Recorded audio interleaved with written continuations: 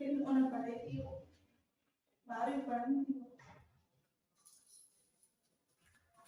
Evening all of you. मैं अर्चना आप सभी का जज अकेडमी में हार्दिक स्वागत करती हूँ।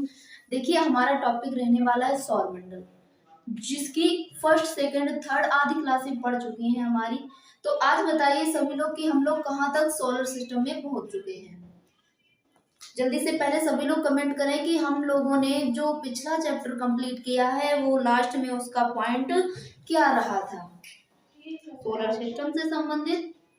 देखिए जो सोलर सिस्टम है ये एक क्लास में हमारा कंप्लीट नहीं हो पाएगा। ये ऐसे मान के चलिए एक पूरा परिवार है, तो परिवार में कोई एक सदस्य तो होता नहीं है जिसके बारे में हम एक बार जानकारी देंगे और ये कंप्लीट हो जाएगा।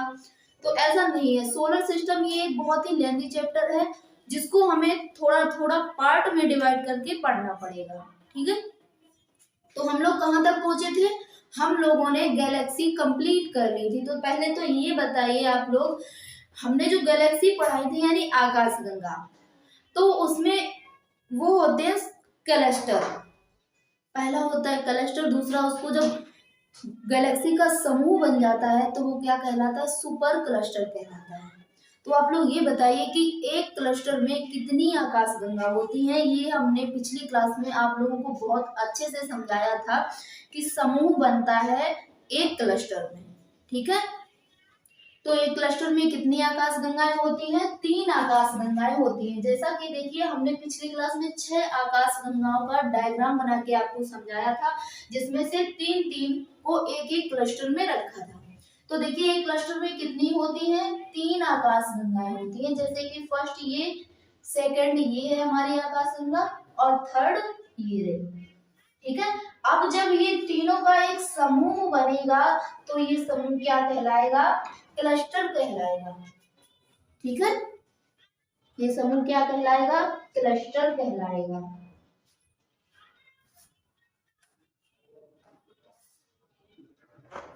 ठीक है, तो अब कभी क्वेश्चन कोई आपसे पूछेगा कि क्लस्टर किसे कहते हैं, तो आकाशगंगा का जो समूह होगा, हम एक क्लस्टर में जितनी आकाशगंगाएं रखते हैं उसे क्या कहते हैं? क्लस्टर कहते हैं।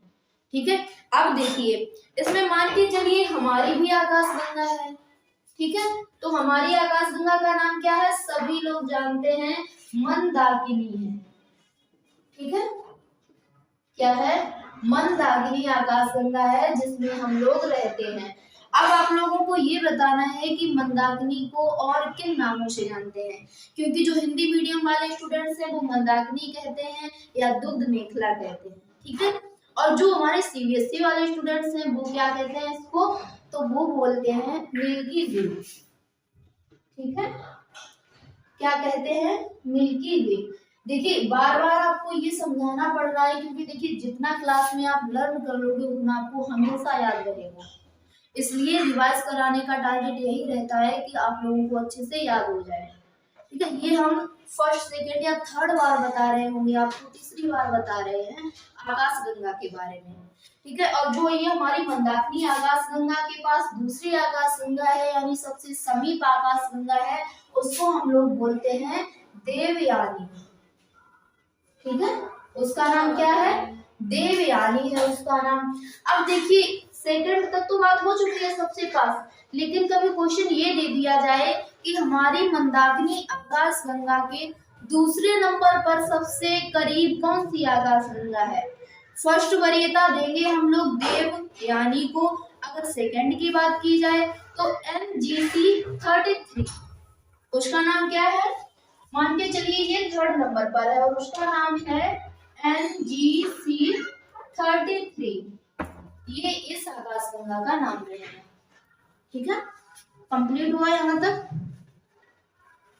अब आगे देखते हैं। इसमें आगे देखिए जो हमारी आकाशगंगा है इसमें आपको ये बताना है, आकाशगंगा पहले तो ये बताइए कि किसका समूह होता है, क्योंकि ये क्वेश्चन हम करवा चुके हैं पिछली क्लास में कि आकाशगंगा किसका समूह होता है।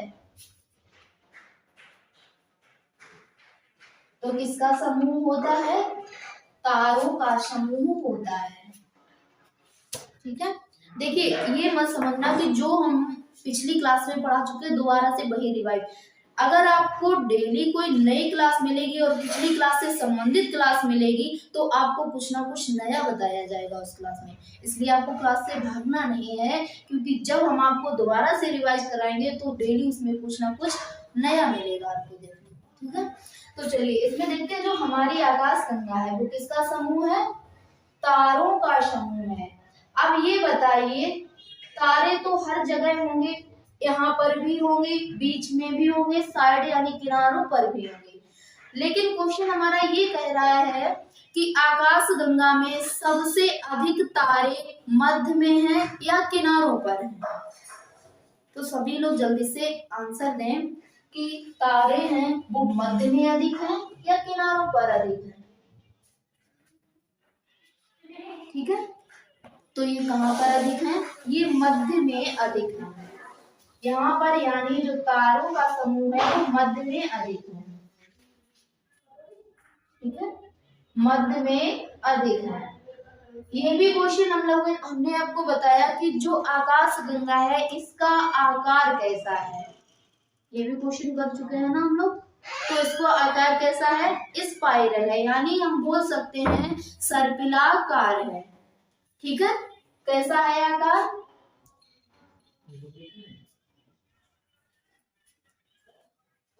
स्पाइरल। ठीक है, ऐसा है, स्पाइरल है यानी सर्पिलाकार है। कंप्लीट हुआ यहाँ तक। तो क्वेश्चन को भी कर दिया जाए कि जो हमारी गैलेक्सी है ये किस सेक्स की है, तो इसका आकार है सर्पिलाकार यानी स्पाइरल बोलते हैं। ठीक है, यहाँ तक कंप्लीट हुआ। अगर क्वेश्चन ये कह दिया जाए कि सबसे अधिक तारे कहाँ हैं, तो हमारी आकाश गंगा के मध्य में सबसे अधिक तारे हैं, और जो मध्य में तारे हैं उसको एक नाम भी दिया गया है। ठीक है, यानी ये मध्य में तारे अधिक हैं और इनका नाम क्या है, तो इनको बोलते हैं बल्ज। ठीक है, बल्ज बोलते हैं। तो क्वेश्चन ये पिछली बार एग्जाम में दिया गया था कि आकाश गंगा किसका समूह है। ठीक है, अब देखिए क्वेश्चन हमारा चेंज हो जाएगा यहाँ से। अभी तक तो हम आंसर ये देते रहे कि आकाश गंगा तारों का समूह है।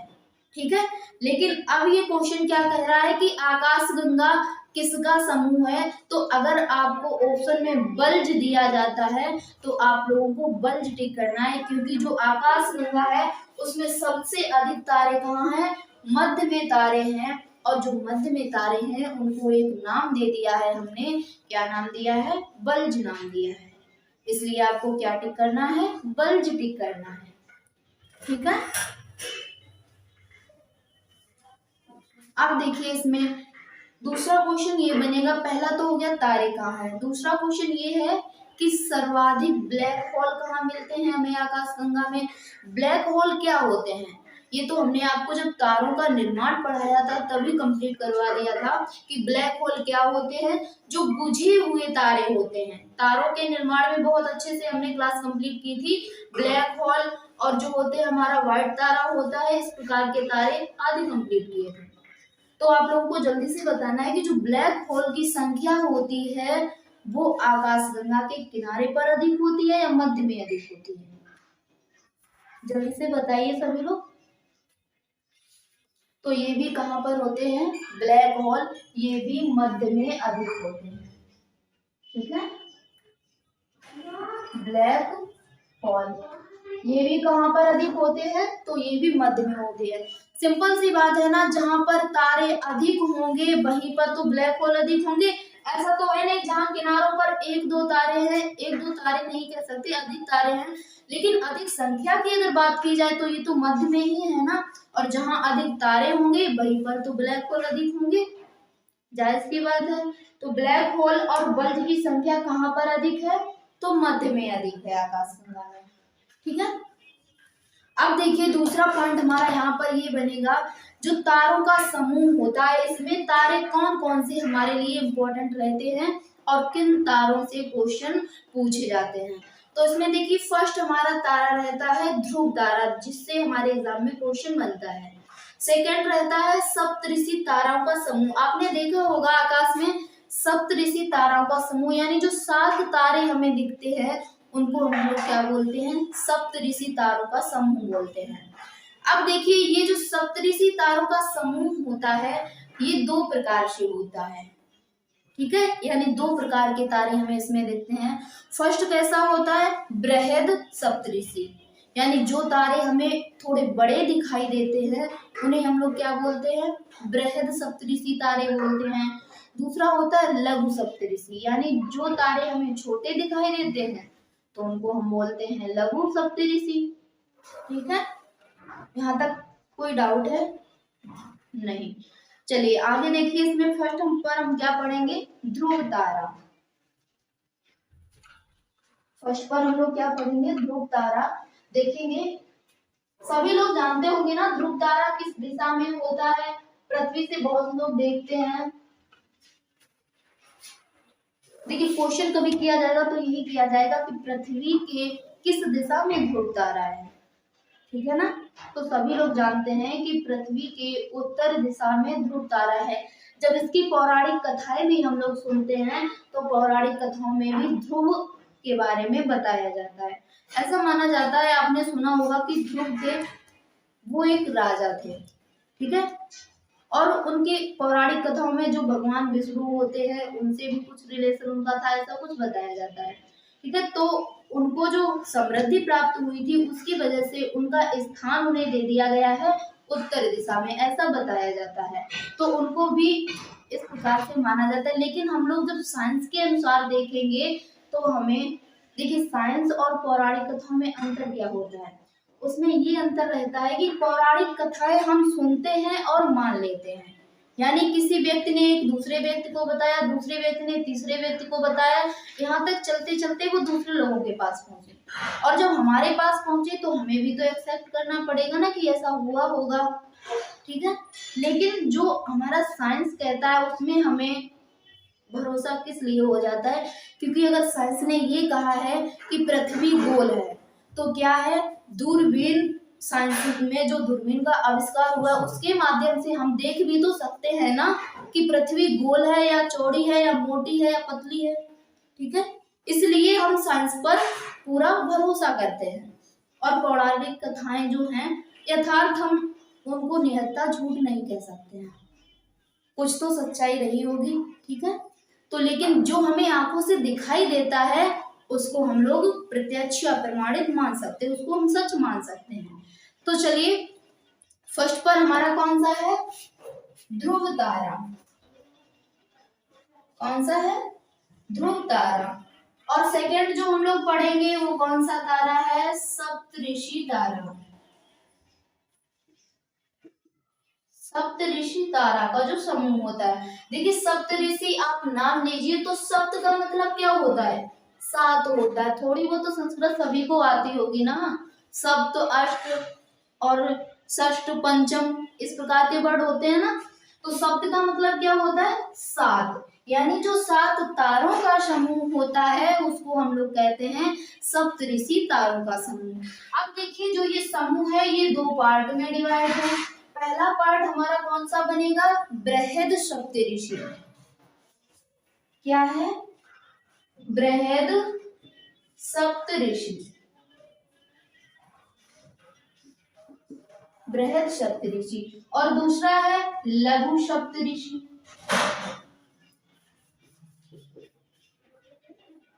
दूसरा है लघु सप्तऋषि। अब देखिए इस पॉइंट से भी आपको समझना पड़ेगा, बृहद का मतलब क्या होता है, बड़ा होता है। सभी लोगों को आता होगा, नहीं आता है थोड़ी बहुत संस्कृत पढ़ना स्टार्ट कीजिए, उसमें आता है बृहद, लघु, गुरु, लघु, देखा होगा ना आपने। तो इसलिए थोड़ा बहुत ज्ञान हर चीज का होना चाहिए। तो देखिए जब आपके ऑप्शन में दे दिया जाए बृहद यानी बड़ा सप्तऋषि, लघु यानी छोटा सप्तऋषि का समूह, जो तारों का समूह होता है ना। यहाँ तक कंप्लीट हुआ, किसी को कोई प्रॉब्लम नहीं। चलिए आगे बढ़ते हैं। इसमें पहले इसमें किसको समझना है, हमें ध्रुव तारे को समझना है, ठीक है। इसको यहीं पर रहने दे, थोड़ा इसको ध्रुव तारे को समझिए। ध्रुव तारा क्वेश्चन अभी हमने किया था आपसे कि हमारी पृथ्वी से किस दिशा में है ध्रुव तारा, तो किस दिशा में है, उत्तर दिशा में है। जैसे मान के चलिए हमारी पृथ्वी कहाँ है, ये रही हमारी पृथ्वी यानी अर्थ, ठीक है। और उत्तर दिशा किस तरफ हो जाएगी, ये हो जाएगी उत्तर दिशा, यानी ध्रुव तारा यहाँ पर स्थित है, ठीक है। ध्रुव तारा कहाँ पर स्थित है, इस तरफ स्थित है। अब देखिए आप लोग कहोगे हमारी पृथ्वी है वो घूर्णन करती है, तो जरूरी तो नहीं कि प्रेजेंट टाइम में उत्तर दिशा में हो तो हर टाइम में उत्तर दिशा में रहे, ऐसा भी संभव नहीं है ना। लेकिन क्या होगा, जो हमारी पृथ्वी है, देखिए बात समझना है यहाँ पर आपको, समझने कि जो पृथ्वी है, अगर पूरी पृथ्वी की बात की जा रही है यहाँ पर, तो ये हमारा हो जाएगा ध्रुव तारा उत्तर दिशा में ही रहेगा।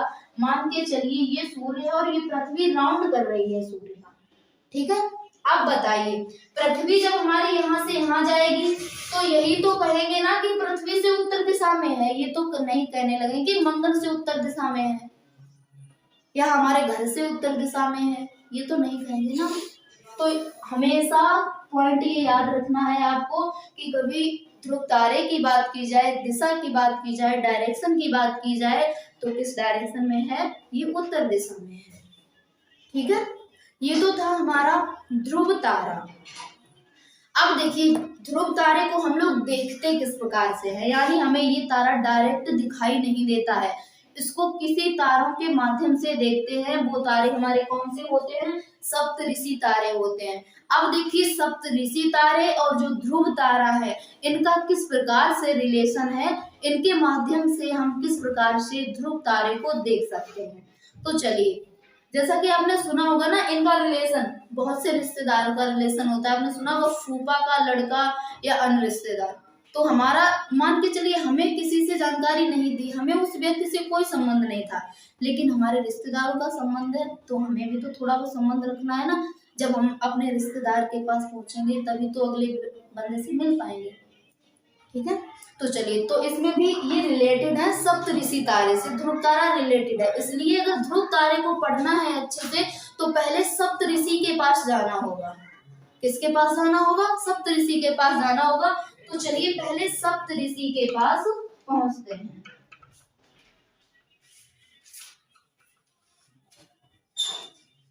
चलिए कौन कौन तैयार है सप्तऋषि के पास चलने के लिए, सभी लोग तैयार हैं?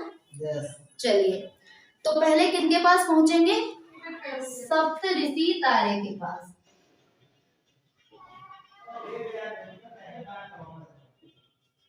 टिकट नहीं लगेगी, फ्री ले चलेंगे सभी को, ठीक है। इसलिए टेंशन नहीं करना है, पैसे हो फिर भी चलिए, ना पैसे हो फिर भी हम आपको ले चलेंगे, ठीक। चलिए, तो देखिए हमने अभी आपको बताया कि सप्तऋषि ये दो प्रकार के होते हैं। पहला है बृहद और दूसरा है लघु, यानी बड़ा और छोटा।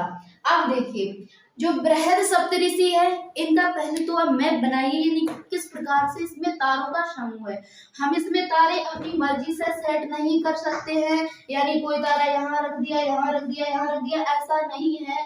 उसमें जो हमें दिखता है, जिस प्रकार से देखे गए हैं सप्तऋषि, उसी प्रकार से हम लोग उसको मैप में सेट करेंगे।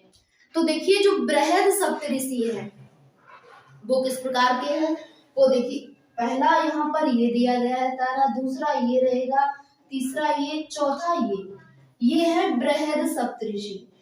ये 4 हुए ना, अभी संख्या है पूरी टोटल 7, तो 3 और हैं यहाँ पर, ये है और ये है और ये थर्ड, यानी 4 और 3 टोटल कितने हो गए, 7 हो गए।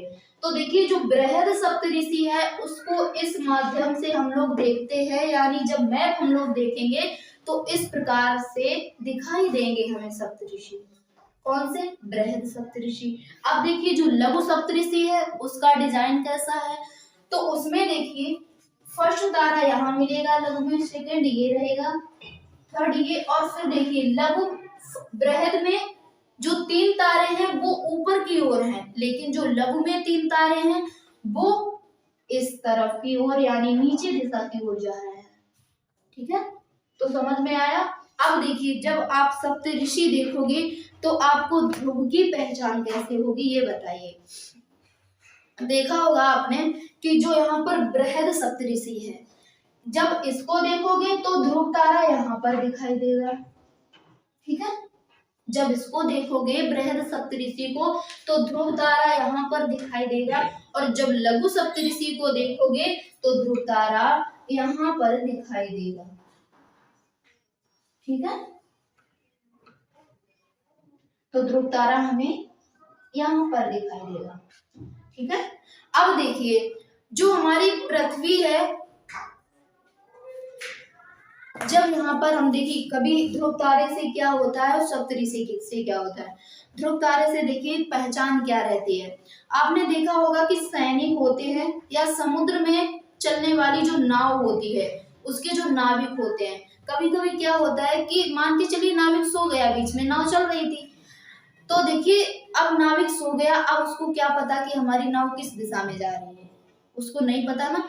तो जब वो सो के उठा, रात बहुत अधिक है इसलिए कहीं कुछ दिखाई नहीं दे रहा, अब जा किस दिशा में रहा उसको पता कैसे चलेगा, तो उसको देखिए ध्रुव तारे के माध्यम से वो अपनी डायरेक्शन पता कर लेता है। उसको पता है कि ध्रुव तारा किस दिशा में है, उत्तर दिशा में है, तो अगर उसकी नाव उत्तर दिशा में जा रही है तो वो जान लेगा कि हमारी नाव उत्तर दिशा में जा रही है, उसके अपोजिट जा रही है तो वो समझ लेगा कि हमारी दक्षिण दिशा में जा रही है। ठीक है, यानी जो नाविक होते हैं और सैनिक होते हैं वो ध्रुव तारे के माध्यम से अपनी डायरेक्शन का पता लगा लेते हैं। ठीक है, तो उनके लिए ये ध्रुव तारा बहुत ही फायदेमंद रहता है ना, फायदेमंद कह सकते हैं यानी हेल्पफुल कह सकते हैं, सहायक होता है। अब देखिए इसमें और भी पॉइंट हमारे रहेंगे ध्रुव तारे से संबंधित। देखिए सबसे पहले तो ये ध्रुव तारे को खोजने के लिए हमें तारामंडल की आवश्यकता पड़ती है, और वो तारामंडल होता है सप्तऋषि तारामंडल। पहले क्वेश्चन ये किया जाता था कि पृथ्वी से ध्रुव तारा किस दिशा में है, लेकिन अब ये क्वेश्चन बहुत ही सिंपल हो चुका है, इसलिए हमारे एग्जाम में ये क्वेश्चन नहीं आता है। क्वेश्चन कौन सा आएगा, क्वेश्चन ये आएगा कि ध्रुव को खोजने के लिए यानी ध्रुव तारे को खोजने के लिए हमें किस तारामंडल की आवश्यकता होती है। तो अभी हम लोगों ने आपको बताया हमने कि ध्रुव तारे को अगर खोजना है तो पहले अपने निकटवर्ती पड़ोसी से जाइए, फिर बाद में दूसरे पड़ोसी से मिलना पड़ेगा, यानी पहले सगे संबंधियों से जाइए, बाद में दूसरे रिश्तेदार से पहुंचोगे। तो अगर आपको ध्रुव तारे को खोजना है तो पहले सप्तऋषि के पास जाना होगा। ठीक है, तो कभी क्वेश्चन एग्जाम में दे दिया जाए कि ध्रुव तारे को खोजने के लिए हमें किस तारामंडल की आवश्यकता होती है, तो होती है सप्तऋषि तारामंडल की। ये तारामंडल है ना, ये तारामंडल का एक समूह है जिसमें ये 7 तारे हैं। ठीक है, यहाँ तक किसी को कोई डाउट रह जाता है? नहीं। अब चलिए आगे देखते हैं, आगे हमारा क्या पॉइंट रहेगा। देखिए आज की क्लास में हम लोग नक्षत्र भी कंप्लीट करने वाले हैं। ठीक है, तो क्लास में अच्छे से आप बने रहें, क्लास को बीच में ना छोड़ें, क्योंकि आज सारे नक्षत्र समझ के बता के जाना है हमको कि किनके नक्षत्र किस प्रकार से काम कर रहे हैं, है ना। तो चलिए आगे देखिए इसमें हमारा पॉइंट क्या रहेगा। आगे इसमें देखिए पहला तारा समूह था हमारा ध्रुव तारा, सेकंड पर था हमारा सप्तऋषि तारों का समूह, और थर्ड जो हम तारा पढ़ेंगे जो एग्जाम में हमारे आता है वो कौन सा तारा है, हंटर तारा। कौन सा तारा है, हंटर तारा, और इसी को बोलते हैं हम यूरिन। ठीक है, क्या बोलते हैं, यूरियन, यूरिन नहीं यूरियन बोलते हैं। ठीक है, अब देखिए जो हंटर तारा होता है इसका नाम हंटर क्यों पड़ा, पहले तो इसका आप मैप बनाइए, आप खुद ना खुद समझ जाएंगे कि इसका नाम हंटर स्टार क्यों पड़ा। देखिए ये दिखने में कैसा दिखता है, फर्स्ट तारा यहाँ पर है यानी मध्य में ये तारा रहेगा, सेकंड तारा यहाँ पर है और यहाँ पर है।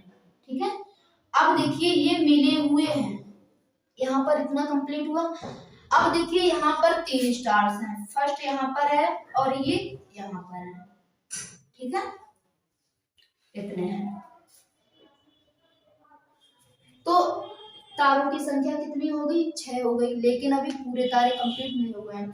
अब देखिए यहाँ पर तारों का समूह इस प्रकार से है, यानी यहाँ पर तो बहुत सारे तारे हैं। अब बताइए आप लोग कि आपको ये आकृति कैसी दिख रही है, थोड़ा सा दिमाग लगाइए, लॉजिकल है, जिस प्रकार से आप रीजनिंग में क्वेश्चन सॉल्व करते हो ना कि उसकी आकृति कैसी दिख रही है, जो हमारा जल प्रतिबिंब बनेगा वो कैसा दिखेगा, इस प्रकार से इसमें आप बताइए कि जो आपको ये आकृति दिख रही है वो किस प्रकार से दिख रही है? तो ये कैसी दिख रही है? हंटर यानी शिकारी की तरह दिख रही है। देखिए ये शिकारी खड़ा है और ये क्या कर रहा है? ये हाथ में धनुष लिए है और ये क्या कर रहा है? पक्षियों को मार रहा है। इसलिए जो ये तारा है इसका बिल्कुल डायग्राम ऐसा ही दिखता है। जब आप आकाश में आप देखोगे तो ये बिल्कुल इसी तरह से दिखेगा, यानी यहाँ पर 3 तारे होंगे, यहाँ पर 3 होंगे और जो यहाँ पर स्टार्स होंगे वो बहुत अधिक संख्या में होंगे। ठीक है, ये यानी यहाँ पर कुछ धुंधला आपको दिखाई देगा। तो इसकी आकृति कैसी दिख रही है आपको? हंटर यानी शिकारी की तरह दिख रही है। और जब इसकी आकृति को देखा गया तभी इसका नामकरण कर दिया गया कि इसको हम लोग क्या बोलेंगे? हंटर स्टार बोलेंगे। ठीक है, तो इसीलिए इसको कहा जाता है हंटर स्टार। यहाँ तक किसी को कोई प्रॉब्लम नहीं? अच्छे से समझ में आ रहा है सभी को? चलिए, तो देखिए हम लोगों ने क्या क्या पढ़ा। फर्स्ट पर क्या था? हम लोगों ने तारामंडल पढ़ा जिसमें 89 तारामंडल थे। मेजर यानी यूनियन जो वो माइनर सप्तऋषि, लघु सप्तऋषि थे, बृहद सप्तऋषि थे और हंटर। ठीक है, ये 3-4 टाइप के तारे होते हैं, यानी ध्रुव तारा, सप्तऋषि और हंटर। ये 3-4 बहुत इंपॉर्टेंट रहते हैं फैक्ट जो एग्जाम में आते हैं। ठीक है, अब देखिए इसमें एक तारों का समूह होता है हाइड्रा। उसका नाम क्या होता है? हाइड्रा। अब देखिए जो हाइड्रा होता है, क्वेश्चन पूछा जाता है हमारा कि सबसे ज्यादा तारे किस तारामंडल में हैं। क्या क्वेश्चन हमारा किया गया कि सबसे ज्यादा तारा यानी सबसे ज्यादा स्टार्स हैं वो किस तारामंडल में हैं? तो हाइड्रा तारामंडल में है। क्योंकि क्वेश्चन जैसे देखिए क्वेश्चन इस प्रकार से पूछा गया, हम स्टूडेंट हैं और हमारे जो स्कूल लाइफ होती है, कॉलेज लाइफ होती है, तो उसमें हमारे स्टूडेंट होते हैं। तो कभी पूछता है ना कि आपके ग्रुप में कितने स्टूडेंट हैं, आपके फ्रेंड्स सर्कल में कितने फ्रेंड्स हैं। तो क्वेश्चन इसी प्रकार से हमारा किया गया है। जो यहाँ पर तारामंडल है वो बहुत अधिक हैं, लेकिन सबसे ज्यादा किसमें है? तो ये हाइड्रा नामक तारामंडल को जो समूह है इसमें सबसे अधिक स्टार्स है। ठीक है, अब देखिए अब हम लोग क्या पढ़ेंगे? नक्षत्र पढ़ेंगे। ठीक है, अब हम लोग क्या पढ़ने वाले हैं? नक्षत्र। कभी किसी व्यक्ति का काम नहीं बनता है तो हम लोग क्या कहते हैं? आपके नक्षत्र ठीक नहीं है। तो आज देखेंगे इनकी नक्षत्र व्यक्तियों पर किस प्रकार से प्रभाव डालते हैं, किस प्रकार से इफेक्टिव रहते हैं। तो देखिए जो हमारा सूर्य है इसके जो आसपास तारों का समूह है ये तो सौर मंडल कहलाता है, लेकिन जो सौर मंडल के सेकंड नंबर पर तारों का समूह है वो क्या कहलाता है? नक्षत्र कहलाता है। और नक्षत्र की संख्या कितनी होती है? तो 27 होती है। ये हमने आपको पिछली क्लास में बताया था। तो पहले देखिए इनकी संख्या होती है 27। अब देखिए फर्स्ट पर तो हम ये जानेंगे कि नक्षत्र किसे कहते हैं। नक्षत्र किसे कहते हैं? तो सूरज के करीब जो तारों के समूह होते हैं यानी अधिक करीब होते हैं और उन समूह को हम लोग क्या कहते हैं? तो नक्षत्र कहते हैं। ठीक है, यानी सूर्य के अधिक करीब जो तारों का समूह होता है वो नक्षत्र कहलाता है। अब देखिए सूरज के आसपास कितनी सीमा पर तारे होने चाहिए। जैसे ये हमारा क्या है? सूरज है। ठीक है, ये हमारा सूर्य है, तो इसमें कुछ लिमिट तो होगी ना कि इतनी लिमिट में ये नक्षत्र कहलाएंगे, इतनी लिमिट में ये तारामंडल कहलाएंगे। ठीक है, तो सूर्य के आसपास 360 डिग्री पर जो तारों का समूह होगा वो क्या कहलाएगा? नक्षत्र कहलाएगा। इसकी एक लिमिट रख दी गई है। ठीक है, यानी इसके बाहर जो तारा होगा वो नक्षत्र नहीं कहलाएगा। 360 डिग्री पर जितने तारे हमें मिलेंगे इसमें वो नक्षत्र कहलाएंगे। अब देखिए इनकी संख्या हो गई 27। पहले तो इसका आप लोग मैप बनाइए। मैप में हम लोग नक्षत्रों को एक तरफ से पढ़ेंगे। देखिए जो 27 होते हैं क्या होते हैं? नक्षत्र होते हैं। सूर्य एक राउंड में कितना घूमता है? देखिए जो सूर्य है हमने आपको बताया ये भी राउंड करता है, परिक्रमा करता है आकाशगंगा की, लेकिन ये एक राउंड भी लगाता है, घूर्णन भी करता है। घूर्णन किसे कहते हैं? अपने स्थान पर रहकर पूरा चक्कर लगाता है तो उसे घूर्णन कहते हैं। तो ये जो सूर्य है वो घूर्णन भी करता है, और कितने समय में करता है? तो ये 12 महीने में करता है। यानी जब हमारा पूरा ईयर कंप्लीट होता है उतने समय में सूर्य एक अपना घूर्णन पूरा कर लेता है। ठीक है, तो देखिए जब 360 डिग्री ये अंश पर रहेगा, ठीक है, यानी 360 डिग्री पर जो भी तारों का समूह रहेगा वो नक्षत्र कहलाएगा। अब जब ये सूर्य राउंड करेगा तो देखिए इसको हम जब 12 से डिवाइड करेंगे तो हमारा कितना निकल कर आएगा? 12 से इसको डिवाइड कीजिए, 12 तिहाई 36, यानी 30 डिग्री ये निकल कर आएगा। अब देखिए क्वेश्चन हमारा ये बना कि सूर्य 1 डिग्री यानी एक नक्षत्र जब क्रॉस करता है तो कितने डिग्री घूम लेता है? 30 डिग्री घूम लेता है। और ये 30 डिग्री घूमता कितने समय में है? 1 मंथ में। ठीक है, यानी एक महीने में ये 360 डिग्री जब पूरा होगा तो एक महीने में ये 30 डिग्री घूमता है।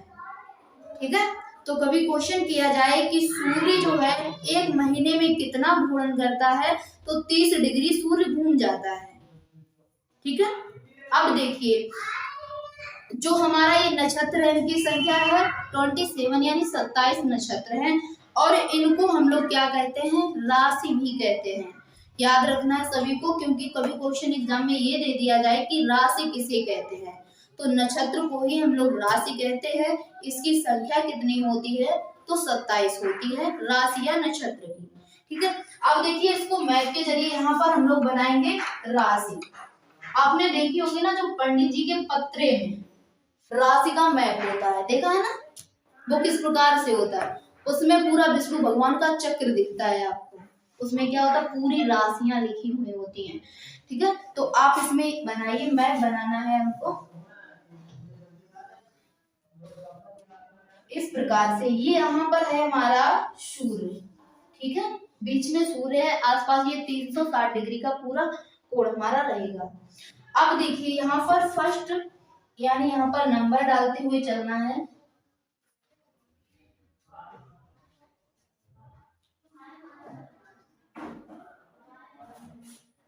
एक, 2, 3, 4, 5, 6, 7, 8, 9, 10, 11 और 12।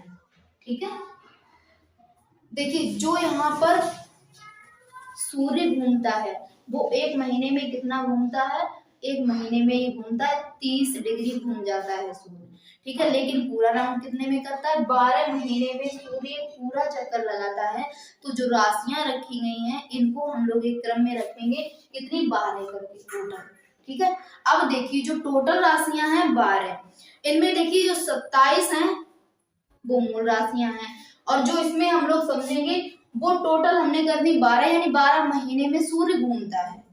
अब देखिए जो टोटल राशियां हमारी 27 हैं इनको जब हम 12 से डिवाइड करेंगे तो 2.25 निकल कर आएंगे, यानी एक महीने में यानी एक नक्षत्र में कितने जी घूमता है? तो 2.25 राशियां होती हैं। जब ये 12 महीने हैं तो एक महीने में कितनी राशियां होंगी? 2.25 राशि होंगी। ठीक है, तो एक महीने में राशि कितनी होगी? 2.25 राशि हो जाएगी। अब देखिए यहाँ पर ये राशियों के नाम भी होते हैं। ठीक है, इनके नाम भी होते हैं। अब देखिए किसी भी बच्चे का जन्म होता है, ठीक है, मान के चलिए उसको जन्म हुआ 10 को, ठीक है, 10 को जन्म हुआ उसका, लेकिन अब क्या होगा यहाँ पर? जरूरी तो नहीं कि वो इस नक्षत्र में जाएगा या इस नक्षत्र में जाएगा या इस नक्षत्र में जाएगा, यानी इसमें 2.25 नक्षत्र है, इसलिए कोई क्लियर नहीं होगा कि किसमें जाएगा। ठीक है, यानी नक्षत्र में क्या होता है? नक्षत्र के हिसाब से बच्चे का स्वभाव बता दिया जाता है कि ये इस स्वभाव का होगा, इसका स्वभाव इस प्रकार से होगा, या आगे चल के ये क्या उन्नति करेगा। ठीक है, तो देखिए ये किस प्रकार से बताया जाता है? नक्षत्र के अनुसार ही बताया जाता है। अब मान के चलिए हमारी पृथ्वी है यहाँ पर, ठीक है, और किसी भी बच्चे का जन्म हुआ, अब ये सूर्य यहाँ पर है और पृथ्वी यहाँ पर है। अब जिस सीध पर यानी जिसकी डायरेक्शन यानी सीध हमारी पड़ेगी, यानी डायरेक्शन सीधी हमारी पृथ्वी पर होगी अगर उस समय किसी भी बच्चे का जन्म हुआ है, तो उसी नक्षत्र का प्रभाव रहता है। ठीक है, यहां तक समझ में आया। अब देखिए एस्ट्रोलॉजी, ज्योतिषी शास्त्र इसे हम कहते हैं, क्या कहते हैं, ज्योतिषी शास्त्र कहते हैं। अब देखिए जो यहाँ पर हमारा सूर्य होगा, यहाँ पर जो हमारा सूर्य होगा, ये हमारा सूर्य है, और नक्षत्र हैं वो इस प्रकार से, कोई नक्षत्र यहाँ पर, यहाँ पर, यहाँ पर, ये सारे नक्षत्र हो गए। ठीक है, और ये है हमारा सूर्य, और सूर्य के आसपास ये पृथ्वी राउंड करती है। ठीक है, ये पृथ्वी राउंड करती है। अब देखिए किसी भी शिशु का जन्म होगा, मान के चलिए अब पृथ्वी यहाँ पर है और किसी भी बच्चे का जन्म हुआ, अब उसके देखिए सीध यानी उसके संपर्क में कौन सा नक्षत्र आ रहा है, इस नक्षत्र का नाम मान के चलिए मकर नक्षत्र है। ठीक है, नाम भी बहुत सारे होते हैं, तो इस नक्षत्र का नाम क्या है, मकर नक्षत्र है, और पृथ्वी इसी नक्षत्र के संपर्क में आ रही है। अब जो उस नक्षत्र में लिखा होगा, यानी जो भी बच्चा इस नक्षत्र में जन्म लेगा उसका स्वभाव इस प्रकार से होगा, तो उसी प्रकार से जो ज्योतिषी होते हैं वो हमें बताते हैं। ठीक है, तो ये इफेक्ट होता है। यहाँ तक समझ में आया सभी को? चलिए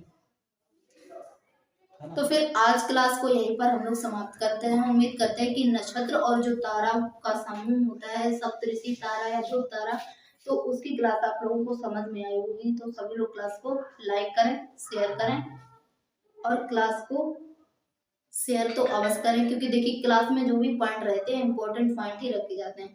ठीक है, फिर मिलेंगे हम लोग नेक्स्ट क्लास में, और टॉपिक हमारा अभी कंप्लीट नहीं हुआ, इसकी और भी क्लासेस मिलेंगी आप